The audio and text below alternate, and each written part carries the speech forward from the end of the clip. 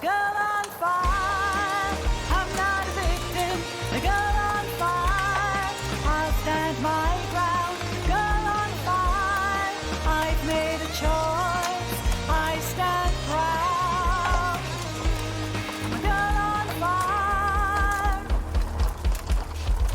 I'm a mother, a daughter, a sister, a friend. I'm every woman. I have taken up arms and I choose to defend all that I hold dear. Independent and strong, you will not keep me down. You can't break me. Lynette Oxley here for Chat Tactical TV and Gaza Girls on Fire, 16 Days of Action for No Violence Against Women and Children. I'm here with Olivia again. We're talking about something different today. And with her dogs. I think it's a happy place. What is their names, by the way? Okay, hello everybody.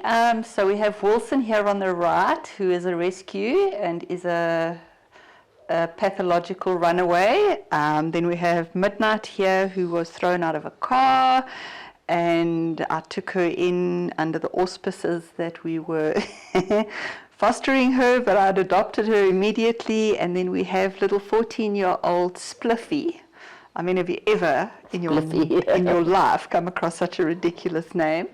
But he is my all and my everything, has been through everything with me, has survived a massive mauling by a Great Dane, stabbed himself not too long ago, and he's still here, still fighting, still playing, and yeah, they're my inspiration, these three. Absolutely fantastic. They're really cute.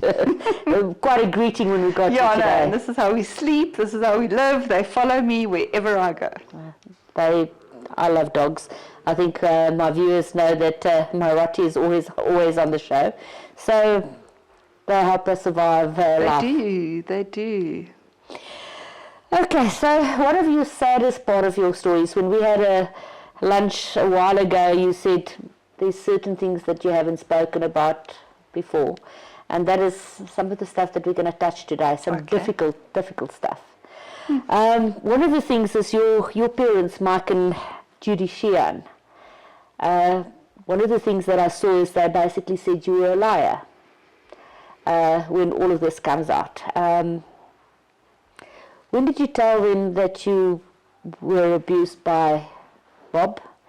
And what was their reactions? And was it different between your mom and your dad? Yeah, it was very, very different. So with my mom, the first time I told her was about 2 weeks after the first incident, and she rubbished me. How old were you? I was about 12, and he had obviously told me, as they all do, that nobody will believe me. So when I told her, she rubbished me, nobody believed me, where was I to go? So I kind of left it for a bit, you know. I never told my dad about it, never. And eventually, in about 2009, for other reasons, I just suppose I started becoming a stronger woman and speaking out against my mom. You know, when I didn't agree with her or anything, she disowned me. And obviously my dad disowned me as well, and she told him that he had to choose between her and me, and he said to me that she's his wife and he's going to choose her, which was okay. But in 2011, when I told my dad, his reaction to it was, I had a conversation with him, I had coffee with him the one afternoon.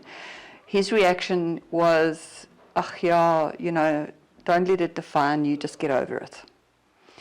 And interestingly, when they testified, it was embarrassing for me to watch my dad laugh while he testified. He laughed. He laughed. Even Judge Bam couldn't be, he was a little bit taken aback.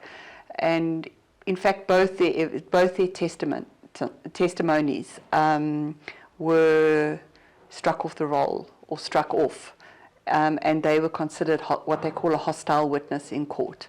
So their evidence counted for nothing.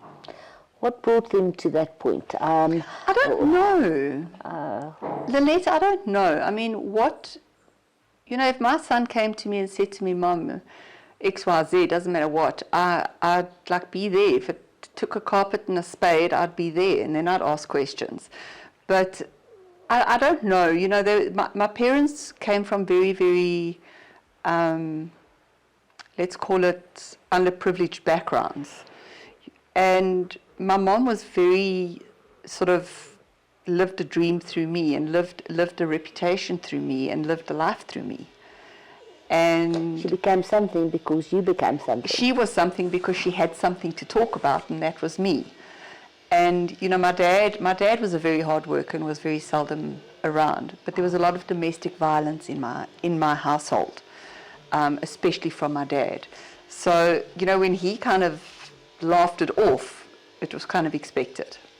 My mom, as a victim of abuse herself as a child, I would have expected more from her. Do you think it was a different time, or it's just the way they are? No, it's just the way they are. I think it's completely, there's absolutely no doubt that my mom, had a narcissistic disorder, and, she was the matriarch of the family. And interestingly, I've only started seeing my family now, that's cousins and aunts, now in the last sort of year that I've started reconnecting, and that's 30 years later. That's a long time. Yeah, so I was very, very excluded, as a family, I was always that black sheep. Because you spoke out? I think it was because I spoke out. I think it was, I was on a mission, my mom was on a mission. I became very withdrawn when he started abusing me. And people actually now, in my later years, have come to me and said to me, we thought you were a horrible person. And it's actually, you weren't a horrible person, you were just dealing with a lot of horrible stuff. Yeah. Yeah. So they used quite a lot of emotive language, like humiliation and embarrassment for them. How does that feel to... Well, it was never about them. It was absolutely never about them. And I hadn't spoken to them for years, before I went public. And one of the things that came out from my mom was, why didn't I consult with them? Well, you weren't speaking to me. You disowned me. You didn't want, I was no longer a part of your family. So why should I, as an adult woman, have to consult with you? I humiliated them. Wow. Yeah, that is wow for me. Yeah. I think sometimes, do you think people try to keep these things quiet? Is it a general thing? You're now working with abuse cases, and is it better to keep, for the family to keep it quiet?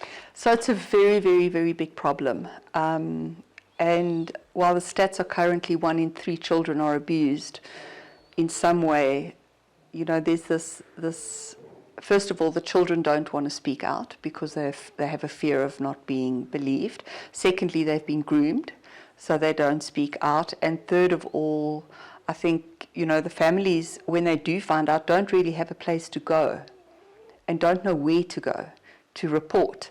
And when they do report, they are met at XYZ police station in the most vulgar way, and you just re-traumatized, So I think there's a lot of aspects, small aspects that have the non-reporting. But for me, I am sick and tired, and I'm going to say this. Can I look into the camera when I say this? Please do. I am sick and tired of this. I don't want to get involved. I'm going to get into trouble. This is not my business. It is every part your business as an adult. And you owe it to any child, not only your own children, to take care of those child. Absolutely. When we were at that hearing the other day, the magistrate was speaking up, and she said that the boy was abused, but the system abused him further. Well, that's exactly it. And You know, I mean, the that- amount of abuse that a victim takes on when they do go and report is astonishing.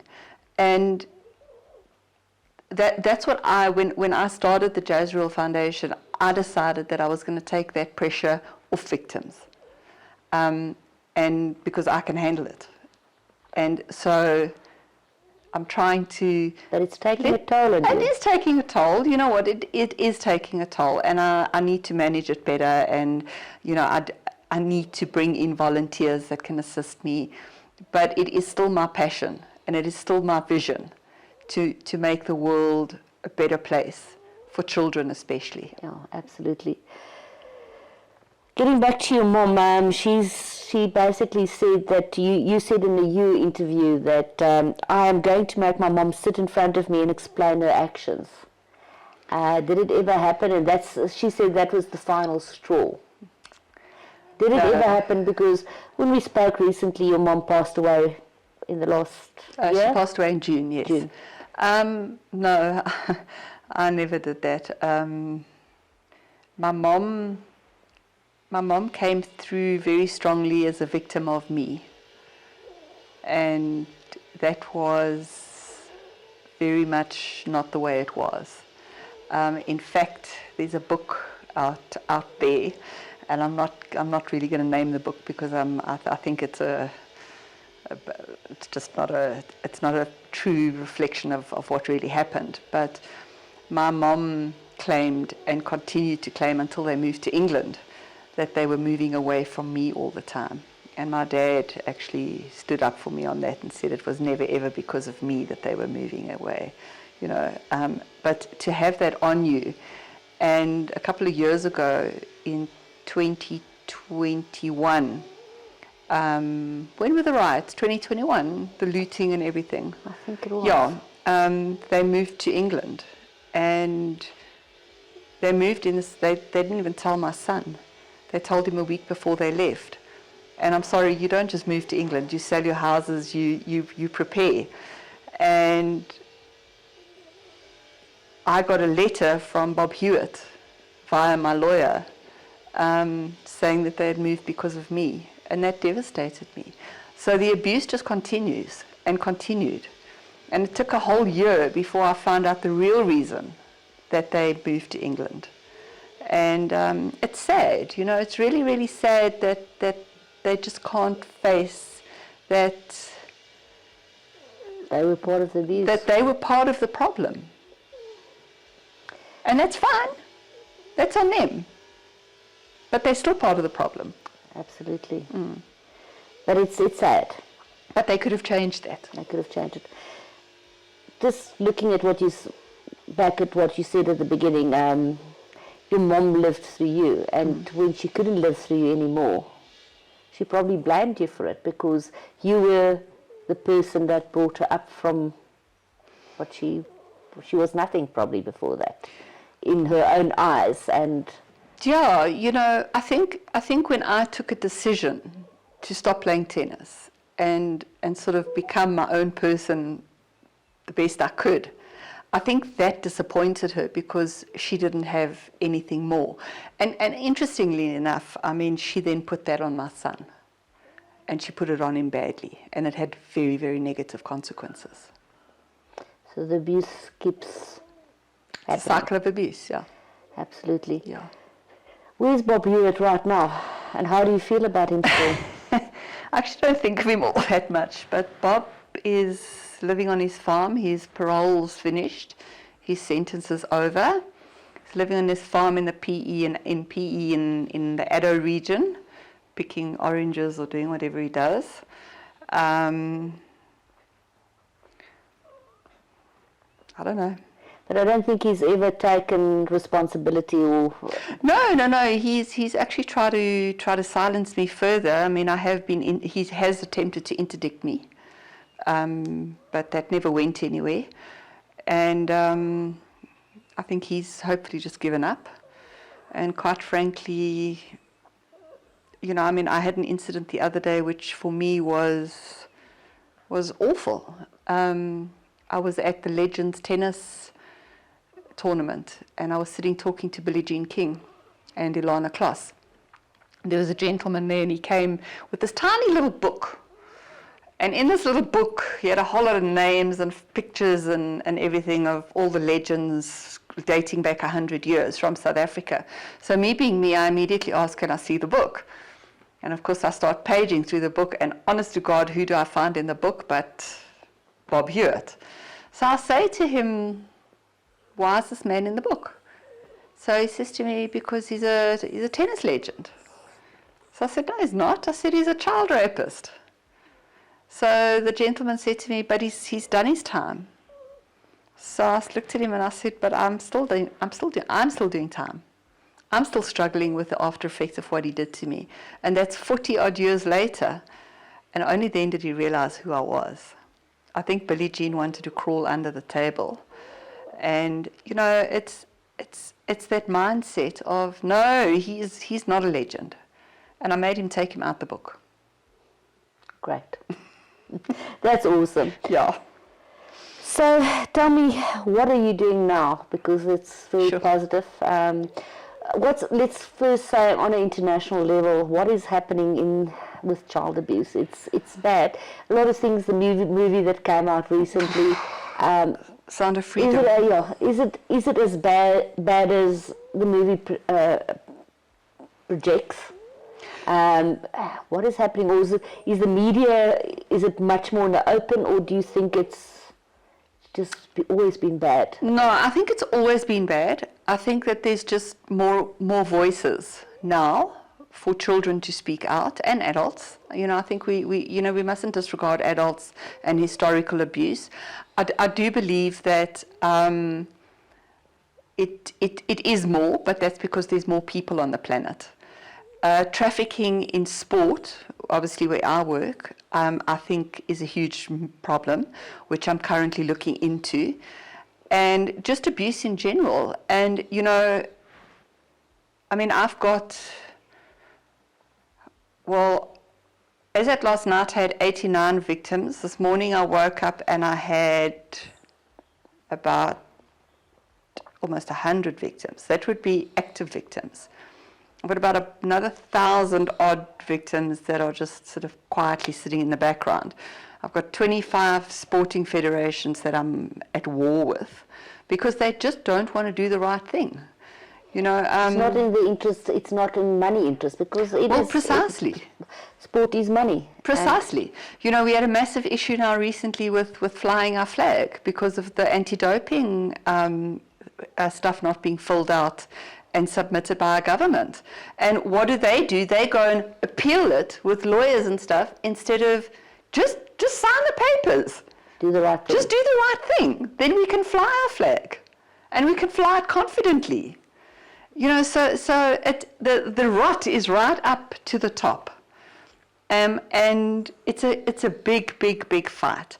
I have been for the last 3 years trying to work with coaches and federations. I have given it up. I've changed my model. From next year, I'm going to target parents, and I'm going to be hard on parents. They need to wake up. Because I've seen you've been in the news quite a lot with a variety of sporting organizations. Do you say it's banging your head against a brick wall? Am I correct or not? It's climbing Mount Everest on ice. You know, but it's not just in South Africa. I was recently in Parliament in the UK. In June, I was invited to speak in Parliament. I addressed 46 parliamentarians from 46 different countries, and the problem's everywhere. I belong to a group called the Army of Survivors. We work around the world, all in sport, and we're all complaining of the same issue.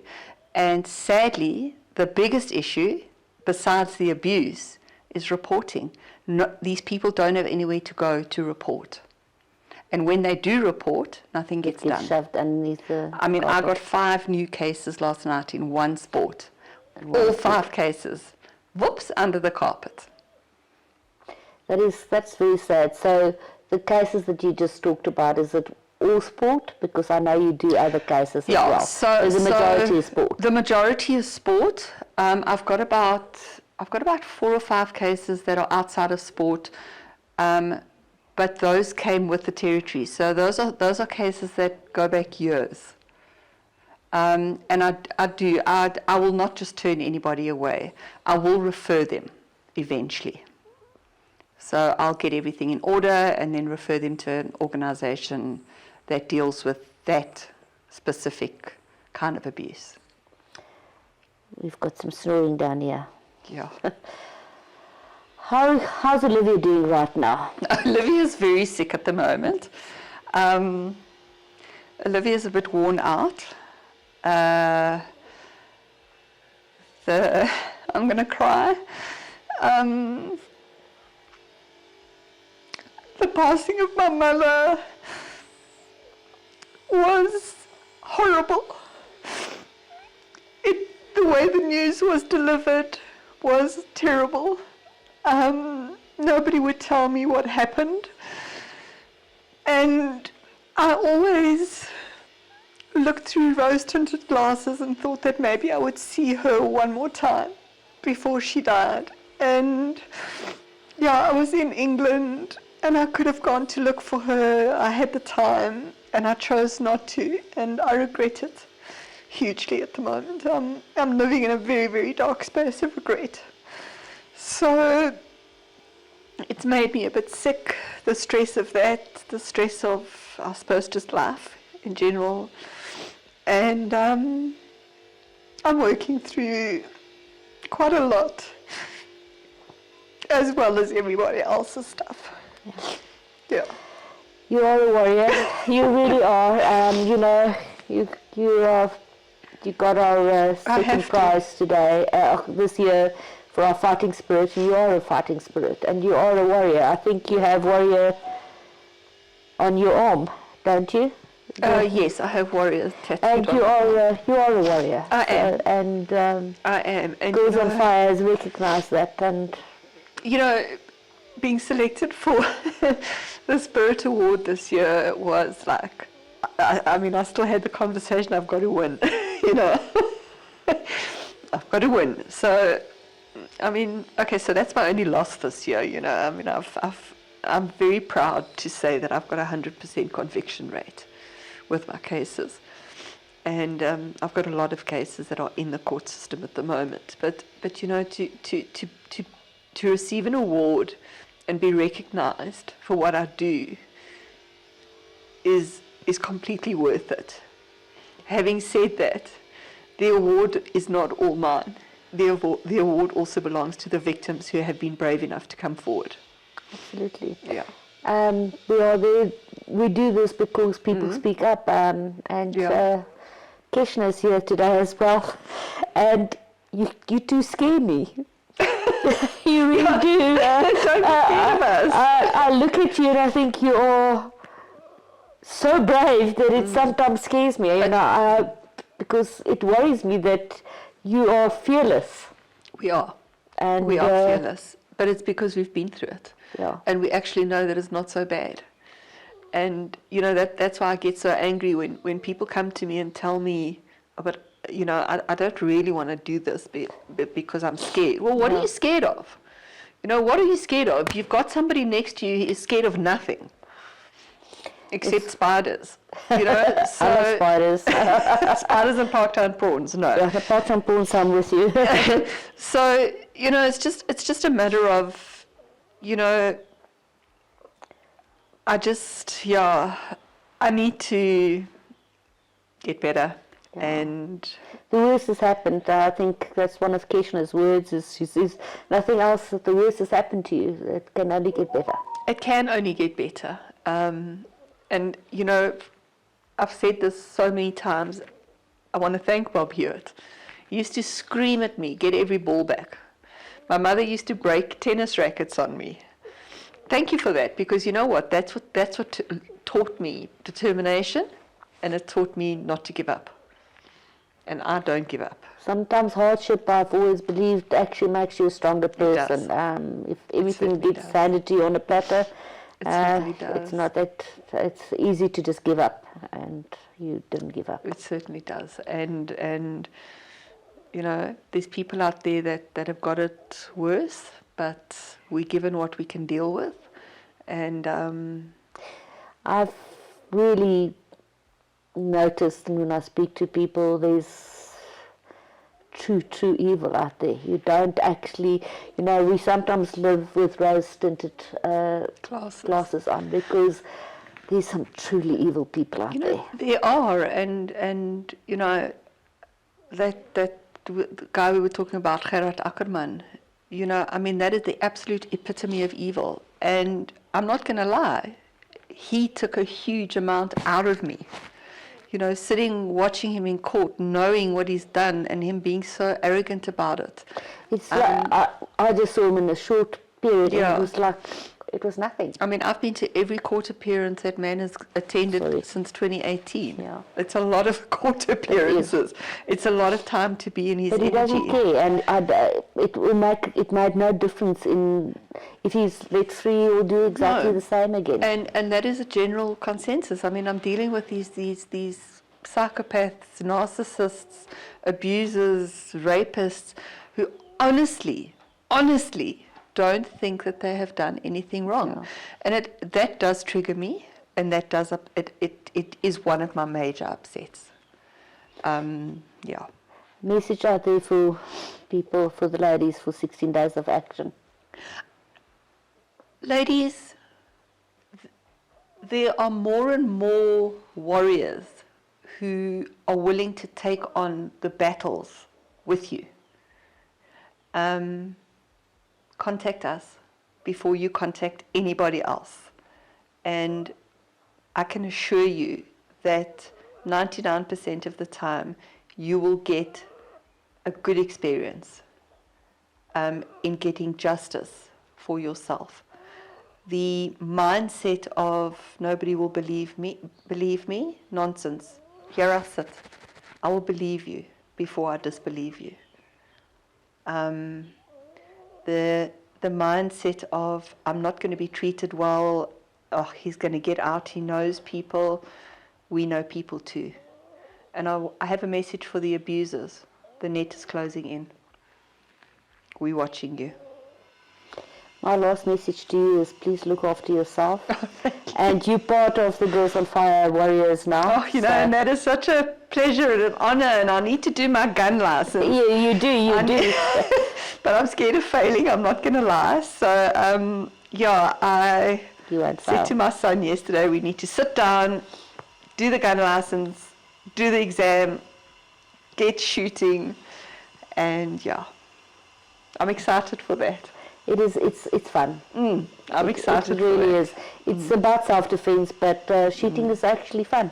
Yeah, and I'm excited about a way forward. You know, Lynette, slowly, we're all starting to realize that we need to work together. Absolutely.